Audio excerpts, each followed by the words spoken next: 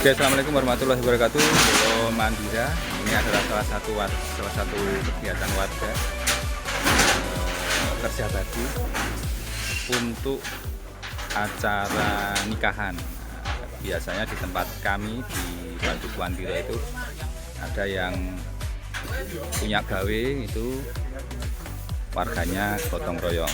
Gimana di tempat Anda, Pulau Mandira? Komen di bawah ya nanti ya, masih ada aktivitas seperti itu atau enggak. Kalau di tempat kami masih ada kayak begitu. Pulau Mandira, jangan lupa tetap pantengin terus channel Biro Mandira karena akan banyak informasi kearifan lokal yang kita sampaikan.